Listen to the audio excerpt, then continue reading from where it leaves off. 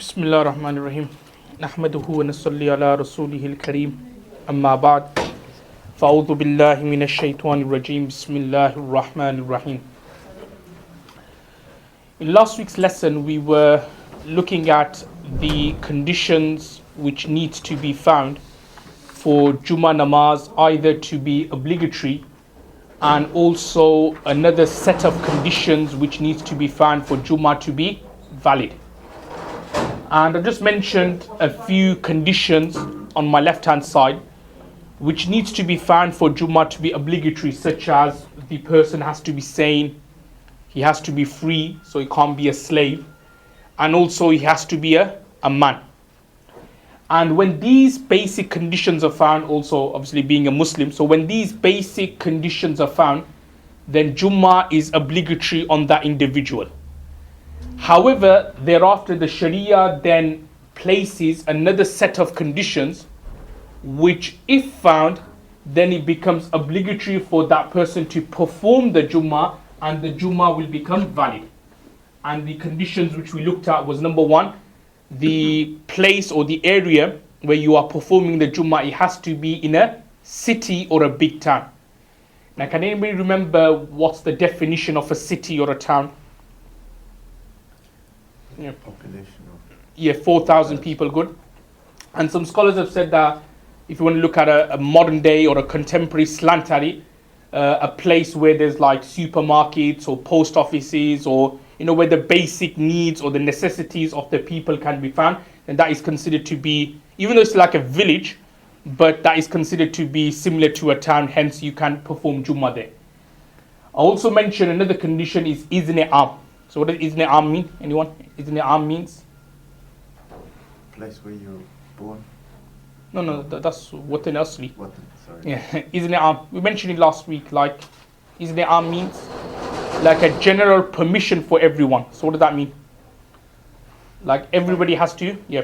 It's going to be open to the general public. Yeah, it has to be open to it. You can't like prohibit certain people from coming to the Jummah. So if you are holding a Jummah, say in a masjid or in a community hall or like say a prayer room at work or in a university, you can't bar certain people from coming. You can't say that, only Bengalis can come, not Pakistanis, only doctors can come, not lawyers. You can't prohibit or bar certain people from coming. And the third condition is Jamaat, i.e. a congregation. So does anybody know, Shafiq Bhai, if you want to, so how many people do you need according to Imam Abu Hanifa rahmatullahi alayhi for Jummah to be valid? Three, yeah. Including the Imam or besides the Imam? Beside the Imam. Yes, so altogether you need four, yeah? Four, yes. Yeah, and according to another student of Imam Abu Hanifa, Imam Abu Yusuf, how many people? Yeah, you need two besides the Imam. So if you have three including the Imam, then the Jummah will be done. So these were the conditions which we mentioned. Then afterwards we looked at some rulings regarding Jummah in terms of the adhan and selling and buying and so on and so forth. So you can look at your last week's notes to find the answers to that. Now in this week's lesson, what we're going to do is that we're going to firstly look at the remaining parts of the Jummah in terms of the adabs and etiquettes, and then we're going to move on to the Eid Salah and the Eid section of the fiqh class. Now what I'll do is that because sometimes what I tend to do after each point, I'll give you opportunity to ask a question, but sometimes I've realized kind of waste time. So what I'll do is I'll just go over, say, half a page, and then I'll give Anik the opportunity to ask questions. Okay. This was specially made for you. Okay, so let's have a look at the first subtopic regarding the adabs and the etiquettes of Jummah Salah, or the day of Jummah in general.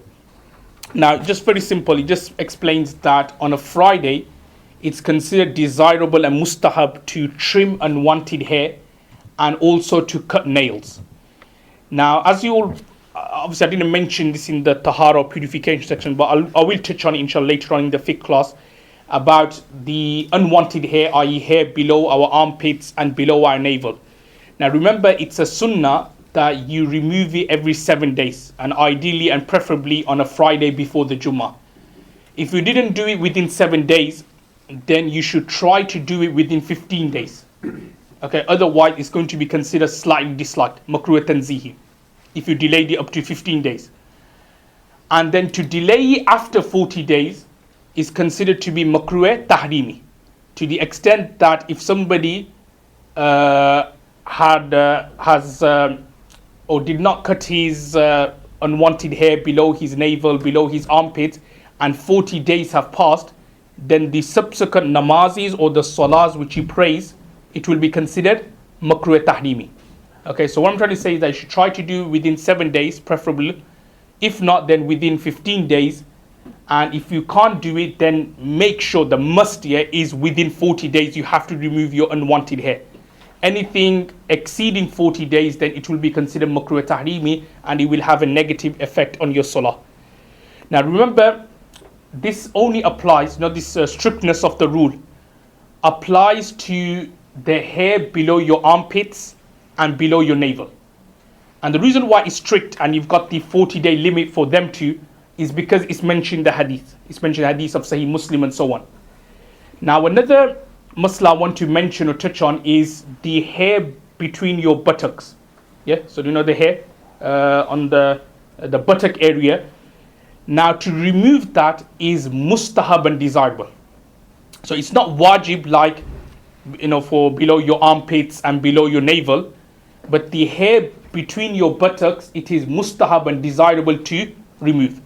So if somebody, say for example, did not remove the hair between his buttocks then, and for more than 40 days and is still continuing to pray salah, then it's not going to make his salah makruh or disliked. However, it is desirable that you remove the hair from that area, and the reason why is because that area is obviously the area is like impurity. If you're going to let the hair grow between the area, then there's a danger that the feces or the impurity could then get stuck between the hair, which is obviously not hygienic or not clean, is it? So therefore it's considered recommended that, like with your pubic hair and your hair below your armpits, that you remove it every 7 days.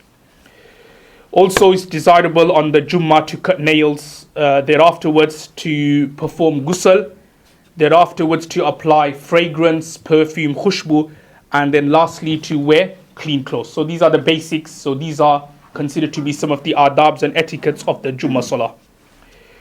Now the next subsection which we're going to look at is regarding sunnah prayers of Jummah.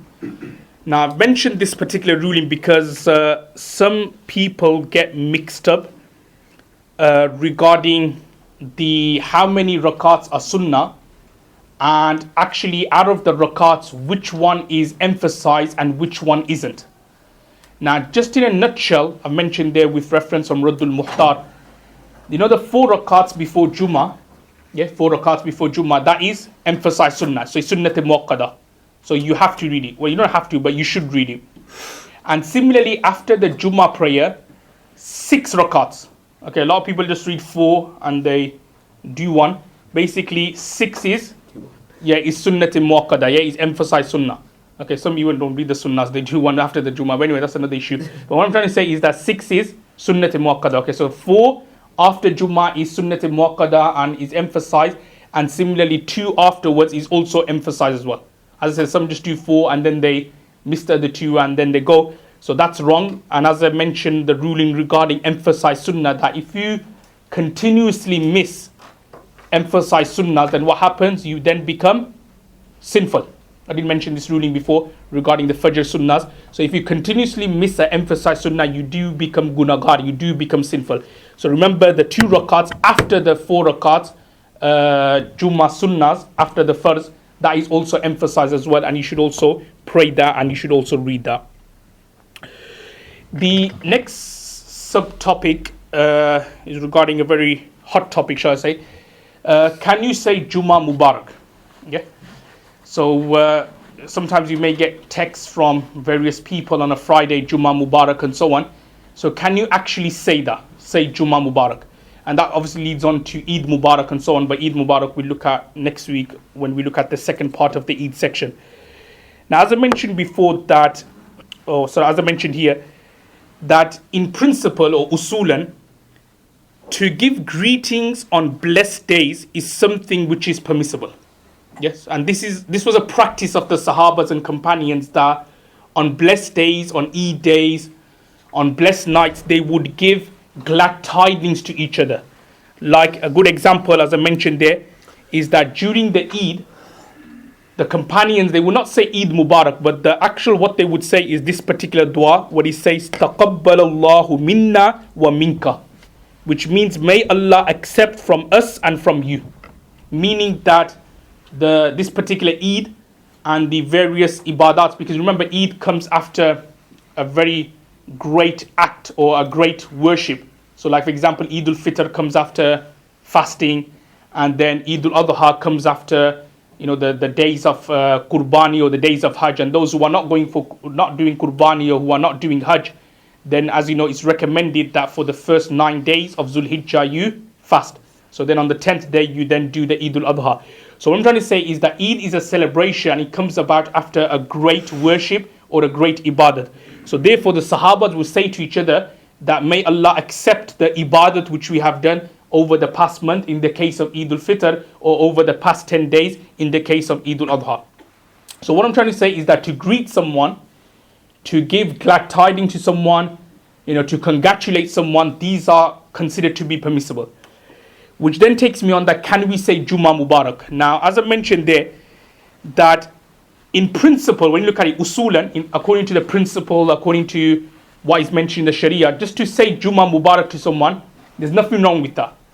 However, when does it become wrong or impermissible is if somebody thinks it to be necessary, or if someone thinks it that, it's one of the etiquettes of Jummah, or it's one of the established sunnahs that on a Friday you should say Jummah Mubarak to someone.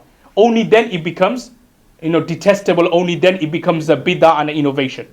It's very similar to what I mentioned, if you remember, regarding the adhan, like kissing the thumbs and then wiping it over your eyes. So I mentioned that if somebody does it out of the love of Rasulullah sallallahu alaihi wasallam, there's nothing wrong with it. However, if someone says, no, you have to do it, otherwise you're a Wahhabi, and if you do it, then you're a Brelwi or something, something like that. So if people make a big kind of issue about it, then it becomes a bid'ah innovation. People deem it to be necessary, then it becomes a bid'ah and an innovation. So exactly as well, if someone just said Jummah Mubarak without deeming it to be established sunnah, without deeming it to be something like farz, then there's nothing wrong with that. However, if he thinks that, or it is an established sunnah, that it's something which you have to do, then it does become an innovation. And I've just written right at the bottom that some scholars have written that something which is desirable or mustahab in the Sharia, if somebody thinks, no, you have to do it, then it becomes an innovation. Keep this ruling in mind. Anything which is desirable or good practice or a adab, if anybody thinks, no, you have to do it, then it becomes a bid'ah and innovation. And when we look at it, that's the kind of issue which we have between certain groups regarding the dua after salah. So the congregation dua after salah, it's a good practice that it's something mustahab, desirable. Yeah, there are hadiths, but it's not something farz. So if somebody says no, you have to do it, Imam Sahib, you have to do dua after first salah, otherwise you're gonna get P45 and so on, then that is a bid'ah. Then that becomes a bid'ah innovation. Yeah. However, if for example Imam Sahib wants to do it and people who are there, they want to join in, that's good.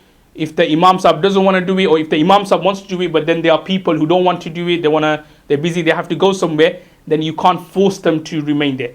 So I was saying that to say Jummah Mubarak, in principle, it's okay. However, if you deem it to be necessary, then it becomes a bid'ah and an innovation. Any questions before we look at the next section? Gee, Anik, you're dying to let your tongue loose. I probably forgot all my questions. Thank you. It's all a plan, isn't it? What's saying Ramadan Mubarak, is that the same thing? It's the same thing, yeah. If you deem it. What's Jummah Mubarak meaning up here? Mubarak, blessed Jummah. Mubarak means blessed in. Wait, I want to say, is it okay if I, if you do the bath or the day before?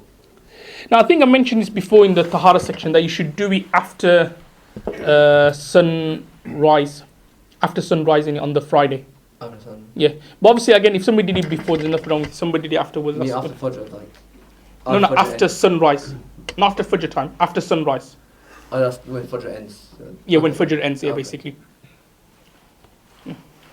Someone who misses the 4 rakat sunnatul muqaddar. Okay.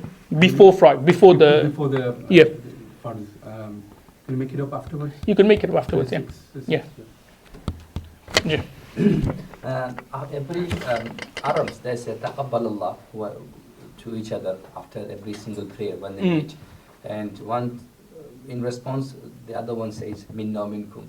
Is it a good practice or is just a again it's the same thing. Like if there's nothing wrong, it's like greetings. It's like saying assalamu alaikum or hello or something like that. It's just greeting. So again, if somebody deems it that you have to do it after each namaz, then it becomes a bid'ah. So the Jummah Sunnah, is it okay if you do that at home? The one before? No, the one after. Yeah, you could do it. I think I did mention that it's actually considered more preferable and rewardable to do it at home, only because it's away from pride and riyah. Yeah, you could do it before. Okay, let's have a look at the next section. The next section which we're going to look at, again, that's going to go over 2 weeks. We'll do quite a bit this week, and then we'll continue with the next week, inshallah, regarding the Eid Salah. Now, I've mentioned there that the conditions for Eid Salah to be obligatory or valid is similar to the conditions of Jummah. So basically, if you have a look at the board, so I mentioned like 2 sets of conditions, like Jummah to be obligatory, Jummah to be valid, yeah? So the exact same conditions needs to be found for the Eid Salah. So firstly, the same questions again, like, is the person sane? Is he azad? Is he free? Is he a Muslim? Similarly, Eid namaz isn't obligatory on women. Yeah, it's not obligatory upon women. But as I mentioned regarding Jummah, that if they do go, their Jummah would be done. So similarly, if women do go for the Eid Salah there, Eid would be done, the Eid would be accepted. So as I was saying that you have to be sane, you have to be a man, you have to be free, Muslim, all these kind of things. These are the conditions which needs to be found for Eid namaz to be obligatory. Then as soon as these boxes are ticked, then we ask ourselves the next set of conditions, which are, okay, the Eid namaz, where is it taking place? Is he in the city or is he in the town? We then ask ourselves regarding Izn armed. Izn armed means, like, again, that you can't bar or prohibit someone from coming for the Eid namaz. Yeah? You can't restrict and say, well, only Bengalis could come, as I explained before, or only lawyers or doctors can come. And again, similar to the Jummah, there has to be at least 3 people, yeah, besides the Imam, including the Imam, there's going to be 4 for your Eid namaz to be accepted, for Eid namaz to be valid. So the same conditions which are found for Jummah, they also need to be found when it comes for the Eid Salah as well. But I've then gone on to mention the main differences. Okay, what are the main differences between the Jummah prayer and the Eid prayer? Now, the main difference, number 1, is there's no azan or iqama. Okay, so for the Jummah prayer, you do a azan, you do a iqama, but instead, actually in Jummah, you do an extra azan. And for Eid prayers, there is no azan or iqamat at all. Yeah, not even during the time when it starts, and also there is no iqamat when the Jamaat or the congregation is about to take place. And the second difference, and this is like the main difference in the Jummah 2 rakat prayer and the 2 rakats of Eid, is basically the 6 extra takbeers. As you know, for Jummah, there's no extra takbeers, but for the Eid, there are 6 extra takbeers. And I've just mentioned below what the various Imams say regarding the number of takbeers. I'll just quickly go over it. Imam Malik rahmatullahi says that there will be 6 extra takbeers in the first rakat and 5 in the second. And he says that the extra takbeers will be done at the beginning of each rakat. Imam Ahmad, Imam Shafi of the view that there will be 7 takbeers in the first rakat and 5 in the second. And like Imam Malik's opinion, the extra takbeers will be done at the beginning of the rakat. Whereas Imam Abu Hanif rahmatullahi, he says that there will be 6 takbeers, 3 at the beginning of the first rakat and 3 at the end of the second rakat. Okay, so these are the various opinions from the scholars and the shuyukhs regarding the extra takbeers of Eid. Now, one point to mention here is that, these extra takbeers of Eid, it's, the differences of opinion. I think I mentioned this before as well. It's based on something which is known as virtues. Yeah, virtues, like fadilat. Now what I mean by that is all the Imam, whether Imam Malik, Imam Shafi, Imam Ahmad, Imam Hanifa, they all agree that if a Hanafi, say for example, followed a Shafi, or a Shafi followed a Hanafi, or a Maliki followed a Hanbali, whichever way. So just for example, a Hanafi, he's supposed to do 6 takbeers, doesn't he? But he prayed behind a Shafi Imam who's doing 7 in the first and 5 in the second, and he followed him. It doesn't matter, your Eid namaz would be done. Yeah. What I'm trying to say is that this difference of opinion is not as severe. It's not like severe. It's not like something where if you did 7 takbeers in the first rakat, your Eid namaz is not going to be done. It's not like that. Yeah. It's just based on what is preferable to do. Imam Sahib says that you should do 3 takbeers in the first, 3 in the second. Other Imams say you should do 7, 5. You should do 6 and then 5 in the second. So if somebody like a Hanafi followed another school of thought when he came to this particular masla, then there's nothing wrong with it and his namaz will be accepted. Now what I mean by that is that he'll have to follow the Imam. So when the Imam is doing 6 extra takbeers, say for example, let's say he's following a Maliki Imam and he's doing 6 extra takbeers, so that Hanafi will have to do 6 extra takbeers. He can't just do 3 and then fold his arm and then wait and just let the others do the extra takbeers. No, he will have to follow the Imam in the extra 3 as well. And the same in the 5 in the second rakat. So what I'm trying to say is that regarding this masla, if Hanafi followed the Shafi, then there's nothing wrong with it. His Eid namaz would be done. Okay? Any questions or?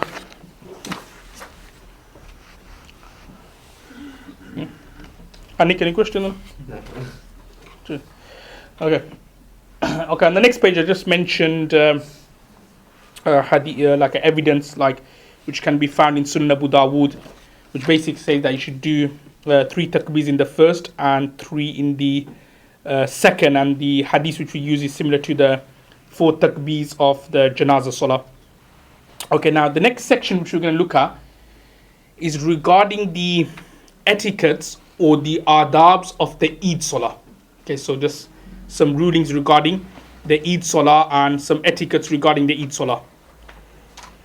Now the first ruling I mentioned there that it is sunnah in Eid al-Fitr to eat something before the Salah, whereas in Eid al-Adha, so Eid al-Adha is the second Eid on the 10th of Zulhijjah, we should delay eating something until after we pray the Eid namaz, and we should then eat something. And obviously if those who are doing Qurbani locally, and if their Qurbani meat can be delivered at that particular time, the first thing they should eat should be the Qurbani meat.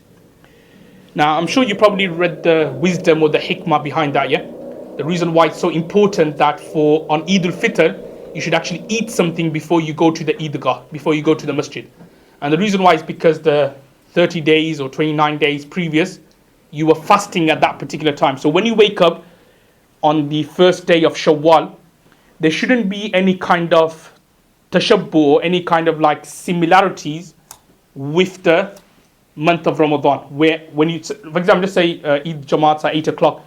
So during the days of Ramadan, when you woke up at 8 o'clock, say for work or for other reasons, when you woke up fasting. Yeah, you didn't eat anything and then you got ready and then you went for work.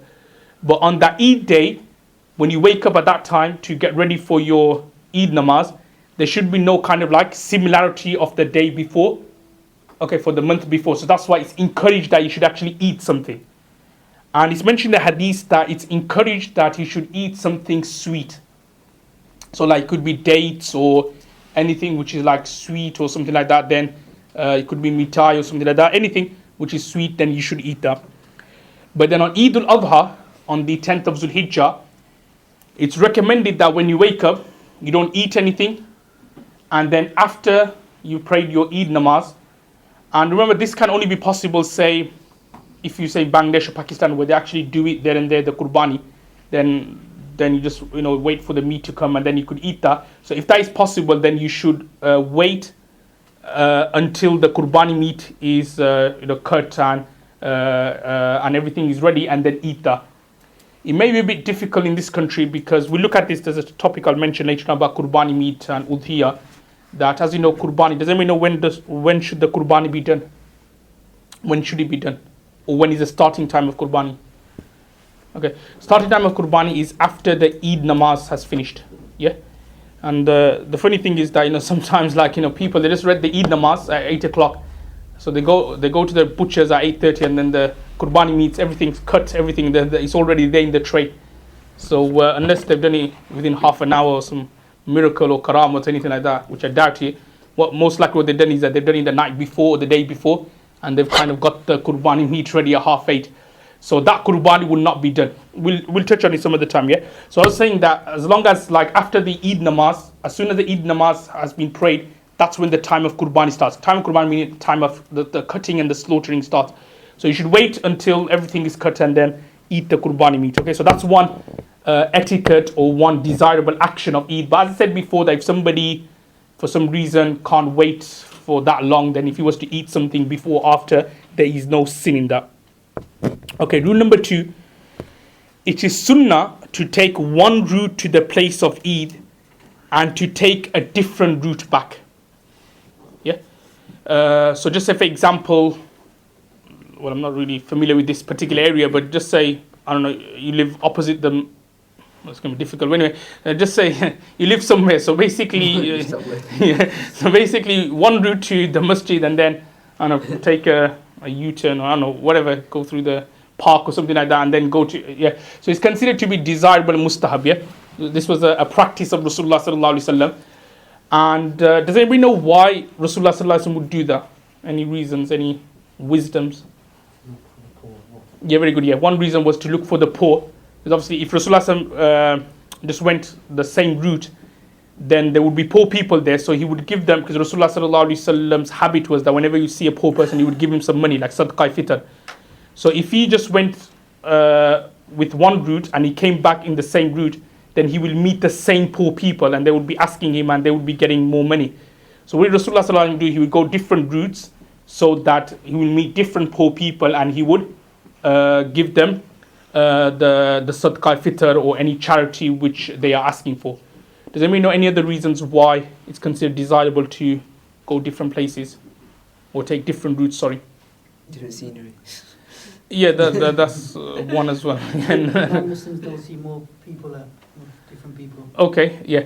Another reason is there's a hadith, well, actually it's in the Quran as well. Do you know whichever spot where you've done, whichever spot you've actually done something good, it will testify for you on the Day of Judgment.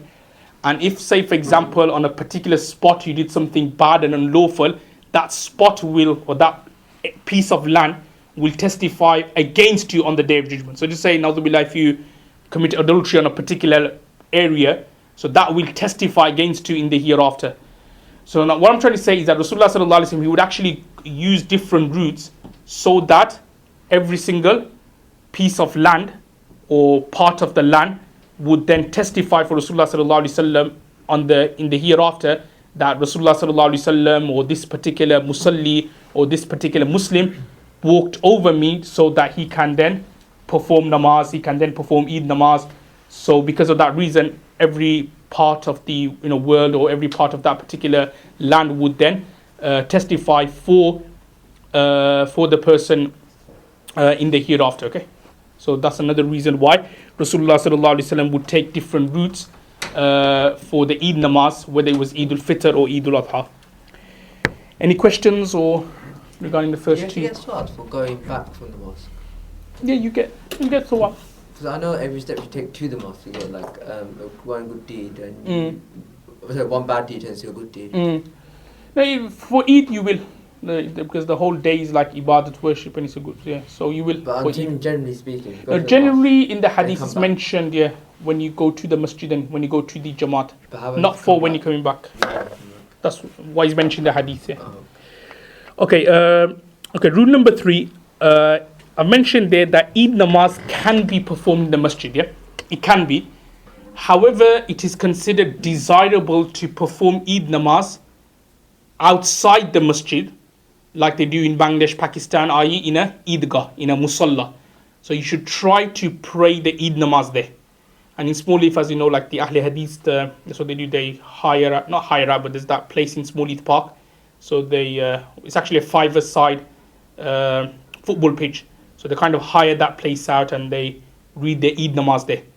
So that is actually the sunnah. That is the sunnah of Rasulullah sallallahu alaihi wasallam, that he would perform the Eid namaz outside. He will go somewhere far, outskirts of Medina Munawwara, and a wide, spacious area, piece of land. Everybody would gather, even women would also gather as well. And Rasulullah sallallahu alaihi wasallam would lead the Eid namaz. But as I mentioned before, it may be a bit difficult in this country for everyone to gather in a particular park or a particular piece of land, other issues, council and stuff, and other kind of issues. So therefore, if the Eid namaz did take place in a masjid, then your Eid namaz would be accepted and it would be done. However, the actual sunnah of Rasulullah sallallahu alaihi wasallam is that he would perform the Eid namaz in the Eidgah, in the Musalla, in a wide, spacious area. And I mentioned there that the only time Rasulullah sallallahu alaihi wasallam prayed indoors, i.e. inside the masjid, was if it was raining. Yeah, so if the weather was really, really bad, it was raining and it was muddy and it's difficult to pray outside, then only then Rasulullah sallallahu alaihi wasallam would come indoors and he would then pray the Eid namaz. Okay, rule number 4, as I kind of hinted to above, that women during Rasulullah sallallahu alaihi wasallam's time, they would go for Eid namaz as well. Now I've mentioned there that, however, in this day and age, the ruling will depend on the hijab and the segregation. Now what I mean by that is, say for example, if you are going to have an Eid namaz outside, say in like a public park or in an area, like in a wide spacious land, they sometimes do this in actually Canada or America, where like for example for the Eid, they just like hire out a kind of like a park and they just go there and they gather and they like have long speeches and then they do the Eid and then have picnics and so on and so forth. But anyway, that's another issue about picnics. But anyway, so that's what they would do. Now basically, in this day and age, bearing the mind of hijab and parda, that would not be allowed. Why? Because obviously there's too much intermingling, because they're not like separate. There's no segregation. They don't have any kind of dividers between the men and women when they are praying namaz outdoors. So there's no segregation. You get like men at the front and then women at the back. So the imam, he's looking at the women and so on. So there's the issue of hijab. There's that issue of like segregation. So therefore that would not be allowed. However, if say for example, if they are in a masjid, or if Eid namaz is taking place in a masjid, and just say for example, if a masjid was to, allocate a space for women or sisters to come for the Eid namaz, where their where the entrance is separate, and there's no kind of intermingling or free mixing with men at all, then that would be permissible, that would be allowed. Okay. Generally speaking, again, when you look in the books of Hanafi fiqh, it says makruh tahrimi, but many contemporary ulama scholars say because of the society or the country we're living in, you should be a bit more flexible in terms of to allow women to come to the masjid and listen to talks and bayans and pray namaz and so on and so forth. So the same rule also applies for the Eid namaz as well. Any questions or? Yeah. As I mentioned there, that as long as the rule of hijab, modesty and all those things are adhered to and practiced, then there's nothing wrong with it. But if it isn't, then obviously it would be not allowed and not permissible. Gianni? So another one previous, no one you were saying about the you're not meant to eat before one of the Eid namaz. When you say before, do you mean like after Fajr namaz, or like when is it right to eat? Yeah, like after Fajr namaz or something. Well, for Eid al-Adha, you shouldn't eat. Eid al-Adha is the the 10th of Zul Hijjah one, the Qurbani Eid, which we call. So before it, you shouldn't eat anything. Like straight after Fajr namaz, or straight like. Which Fajr namaz you mean? Yeah, of that day. Like after Fajr, you won't eat anything. Yeah, that's what I'm saying, because I don't want to stay up until after Fajr. So after Fajr, would you just like stop eating?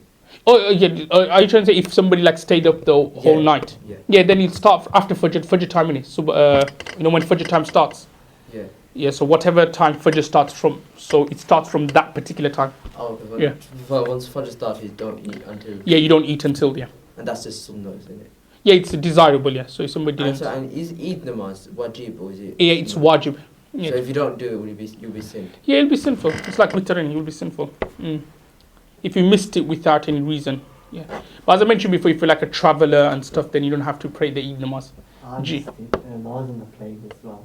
Okay. I got stuck in the plane. Bangladesh come to this country. Missed my Eid namaz. Parachuted, is it? Should do a Jamaat in the plane then. You know? You can't do it by yourself. Yeah. No, you're traveling, so it wasn't obligatory. Okay, let's have a look at the next ruling, rule number 5. Okay, now whilst going towards the place of Eid, so it could be outside somewhere or to the masjid, then you should recite the takbir quietly for Eid al-Fitr prayers and loudly for the Eid al-Adha prayers. Now, does everybody know what we mean by the takbir here? Takbir here means? Yeah, Allahu Akbar, Allahu Akbar. La ilaha illallah, Allahu Akbar, Allahu Akbar, wa lillahi alhamd. Don't get confused with talbiyah, yeah? Labbaik Allahumma labbaik. That's for the Hajis, yeah? That's for the pilgrims in Hajj when they put on the ihram. They would read that particular talbiyah. They could also read this as well, Allahu Akbar, Allahu Akbar. But for us who haven't gone for Hajj, we will read this particular takbir. Okay, so remember for Eid al-Fitr, you should read this particular takbir quietly on the way towards the masjid. And for Eid al-Adha, you should read it a bit loudly. Okay, this particular takbir. The next ruling, rule number 6, is the time for Eid Salah is after sunrise, but the prayer for Eid al-Fitr should be slightly delayed, whilst the prayer for Eid al-Adha should be hastened. Okay, now the time for both Eids. Okay, so when does Eid Salat starts? When does Eid Namaz starts? So it starts after sunrise. Yeah. So now it doesn't start straight away after sunrise, because I mentioned before that when it's sunrise, you have to wait around 15 to 20 minutes until the sun has fully risen before you can start praying your Ishraq Salah or your Salatul Duha. So exactly the same when it comes for the Eid Salah as well. That just imagine sunrise is at 6:30 in the morning.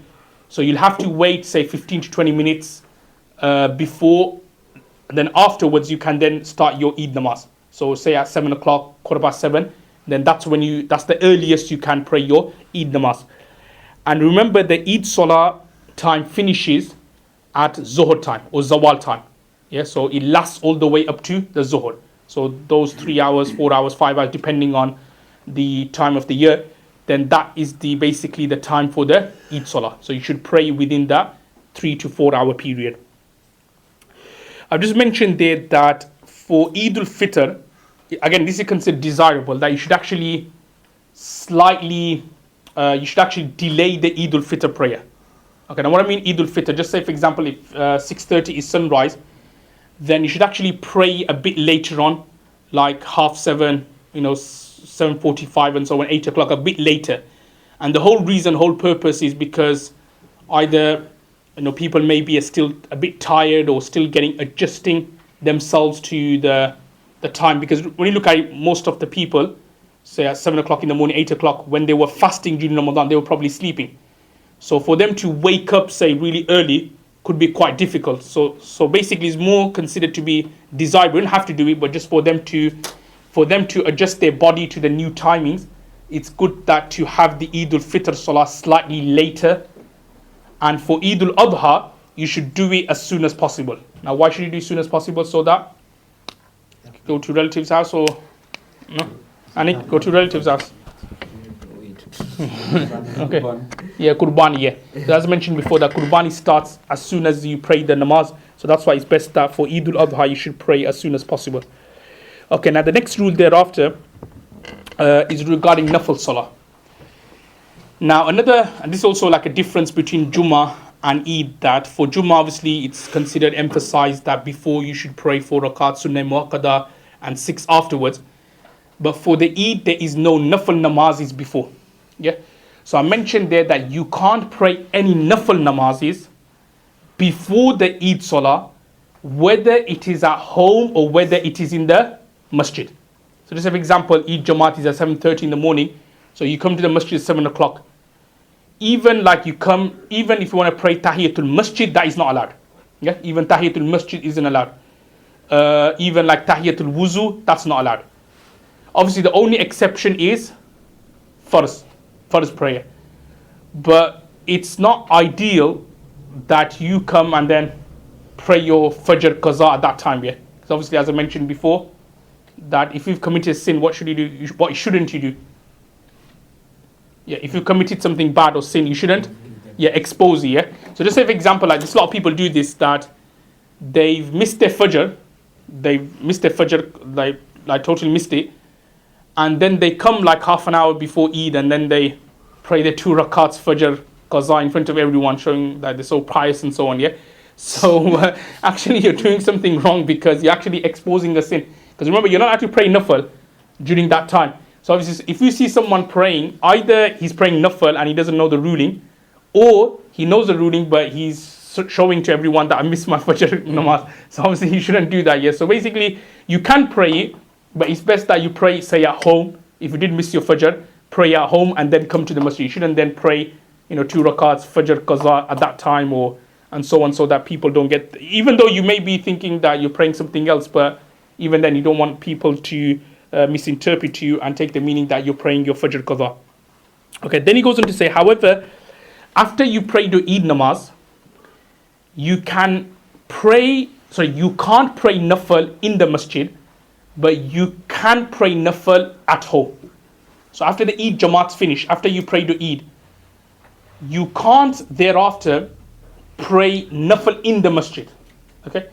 And the reason or the wisdom behind that is so that people don't get confused with this namaz and the Eid namaz. So after the Eid namaz finished, in the masjid you can't pray any Nafal. However, if you were to go home and then pray the Eid Salah, the optional prayers like Ishraq or Salatul Duha, then that would be allowed, but at home after the Eid namaz, but not after the Eid namaz in the masjid. And remember, before Eid namaz, whether at home or whether in the masjid, you're not allowed to pray any Nafal at all. So basically, the crux of it is basically, the only time you can pray the any optional prayers is after the Eid namaz, after the Eid Jamaat congregation, which you have prayed, but not in the masjid, but at home. Okay?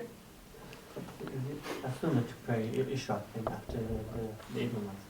No, it's still a Nafal, the same ruling we read before, but if you are going to pray, then pray afterwards, not before.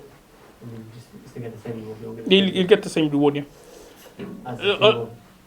Oh, no, you won't get the same reward as the one I mentioned before from Sunnah Tirmidhi, like when you remain in that place and stuff. So you don't pray that. No, you won't get that reward. But you still get the reward of Salatul Ishraq or Salatul Duha. Okay, the next subsection I've just mentioned here is regarding the method of praying Eid namaz. Okay, so as I said, there's 2 parts to it. I'll also mention regarding those who are latecomers, how would they pray the Eid namaz. Inshallah, I'll look at it next week. So basically, the ruling is straightforward. He just says that the prayer begins with the first takbir, i.e. takbiratul ihram, followed by thana. So the imam would say Allahu Akbar, so everybody will say Allahu Akbar behind him. And remember, when you do the first takbir, takbir tahrima, you fold your hands, yeah? You place it below your navel. So you read thana, you read subhanakallahumma. Thereafterwards, the imam would make 3 takbirs, Allahu Akbar. Now, do you know, for the next 3 takbirs, you don't fold your hands, but instead you leave it on the side. So for the first takbir, Allahu Akbar, you leave your hands on the side.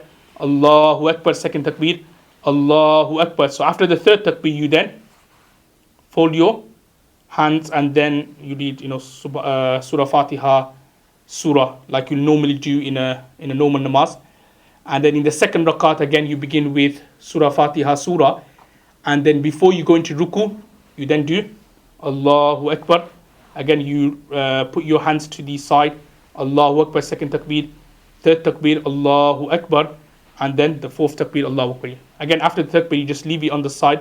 And then you wait for the imam to do the fourth takbir, which obviously will signal the takbir for ruku. And then you go into ruku. And then you complete your namaz as normal. Okay, so that in a nutshell is how to perform the Eid namaz. And then it's mentioned afterwards that after the imam performs the Eid namaz, again this is like another difference between Jummah and Eid, is you do the 2 khutbahs. Because in Jummah you do the khutbahs before and then you pray the namaz, but in Eid you do the namaz first and then you do the khutbah. So that in a nutshell is how to pray the Eid namaz. Now just one thing to mention here is that the extra takbīrs in Eid, it's wajib to perform it, yeah? It's wajib, meaning if somebody missed it out, what would he do? Or if the imam, say for example, had a a late night out or something, then Make up that rakat. no, you won't make up the rak'ah. What would you do? Sajda. Yeah, sajda is sahwa. It's wajib, innit? The 6 sector takbeers, like we mentioned before, it's wajib. So he'll have to make it up. So as long as he does sajda sahwa at the end, then his namaz would be done. Okay, that's if he manages to get to sajda sahwa without any complaints or without a war behind or something. If you do an extra one, then you have to- but if he does extra one, then you don't need to do just that one. If he does extra, Do like, you know, he wants to be a Maliki or something. Yeah, yeah. If he does extra, yeah, he doesn't have to do it. Yeah. You don't know. Okay, inshallah, just leave it. Like,